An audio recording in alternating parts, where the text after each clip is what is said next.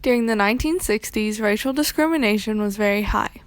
Different colors had separate ways of living and everyday lifestyles.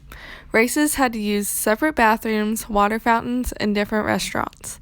The biggest discrimination was between the whites and the blacks. Not only was it between races, it was between gender. Men thought that women were not capable of doing the same things they did. Shirley Chisholm was a big influence on many women and African Americans. She knew what she was capable of doing and ignored the discrimination towards her.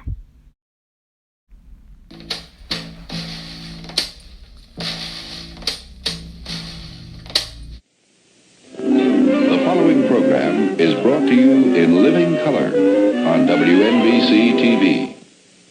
Because nowadays, if anybody says that they are leaders, they must have the courage and the guts to take a stand and not equivocate and not straddle consistently and persistently. If not, you have no right to leadership. On November 30th, 1924, Shirley Anita St. Hill Chisholm was born in Brooklyn, New York. Chisholm was the oldest of 4 children to immigrant parents Charles St. Hill and Ruby Seal St. Hill. Shirley spent her early childhood in Barbados, living on her maternal grandparents' farm with her siblings, while her parents worked during the Great Depression to settle the family in Bedford-Stuyvesant. While in Barbados, she attended excellent schools, receiving a British education, which was the basis of her strong commitment to education. She did not move back to America until May 19, 1934. Shirley graduated from Brooklyn Girls High in 1942 and graduated from Brooklyn College cum laude, receiving a BA in sociology in 1946. There she joined a debate team where she won many prizes. She then attended Columbia University and earned a master's degree in early childhood education in 1951. While in college, her professors encouraged her to consider a political career. After graduating college, she began her career as a teacher. She worked as a nursery school teacher and then as the director of 2 daycares from 1946 to 1953. She was also a director of the Hamilton-Madison Child Consultant for New York City's Bureau of Child Welfare from 1959 to 1965. In 1949, Shirley married Conrad Q. Chisholm, who was a private investigator. In 1964, Shirley ran for and became the second New York legislator that is African American. Before Congress, Shirley joined 2 political organizations called 17th Assembly District Democratic Club and Bedford-Stuyvesant Political League. In 1968, Shirley won a seat in Congress, becoming the first African American Congresswoman. Shirley Chisholm lasted from the 91st through the 97th Congress. Her biggest opponent while running for Congress was civil rights leader James Farmer. Shirley would only hire women as her staff. These collective talents and abilities should be utilized by all of us in order to try and help make this world a better place in which to live. While Shirley was in Congress, she introduced more than 50 pieces of legislation. She championed racial and gender equality, the plight of the poor, and ending the Vietnam War. Only 8 of her 50 bills passed. Some of the successful bills that she provided were helping poor students go on to higher education, providing employment insurance coverage for personal and domestic employees, and she reversed the law that caused female teachers in New York to lose their tenure while they were out on maternity leave. On August 10, 1970, she delivered a speech on the floor of the U.S. House of Representatives urging support for the Equal Right Amendment. She mostly spoke out against the issue of abortion and women's right to choose. She also argued that money should not be spent for war, while many Americans were hungry, poorly educated, and without adequate housing. She fought for the same issues that she had been passionate about as a community activist. She fought for children's education and welfare, a guaranteed minimum income to help the poor, immigration rights, and women's rights. Oh, I think it's quite well known that I don't enter most things with the blessings of any party. I think it's quite well known. Anybody who's followed my political career knows very, very keenly that I am the only unbought and unbossed politician. And I mean that literally. And I think that you have to recognize that because I am not white and because I'm not a male, that I am not going to get the blessings of the power structure in this country. So I think we're fooling ourselves when that question is asked of me in terms of whether I'm going to get their blessings. Of course I'm not going to get their blessings. In 1971, Shirley founded the National Women's Political Caucus.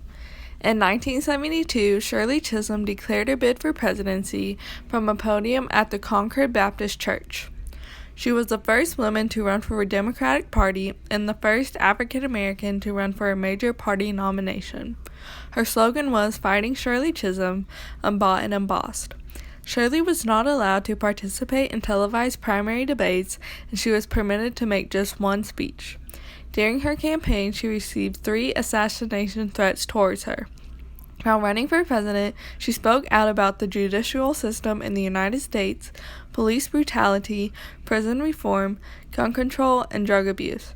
She entered 12 primary ballots and garnered 152 of the delegates' votes. She lost to Senator George McGovern. Deceit and deception, callousness and indifference to our individual problems, and the disgusting playing of divisive politics, pitting the young against the old, labor against management, North against South, black against white. After running for presidency, she went back to Congress to serve for another decade. Some committees Shirley served on were Agriculture, Veterans Affairs, Rules and Education, and Labor. She became the second woman and the first African American to serve on the House Rules Committee.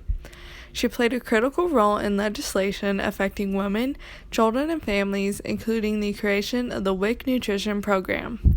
She joined in local chapters of the League of Women Voters, the National Association for the Advancement of Colored People, the Urban League, and the Democratic Party Club in Bedford-Stuyvesant. Shirley divorced Conrad in 1977 and then married Arthur Hardwick Jr., a New York legislator that same year. In 1982, Shirley Chisholm retired from Congress to help her husband, who had been injured in an automobile accident. He later died in 1986. Realize that this is a rough road, but a catalyst for change in a society is usually persona non grata with those who have been the beneficiaries of the system.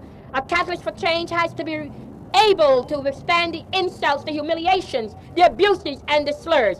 What's wrong with my running for president of this country?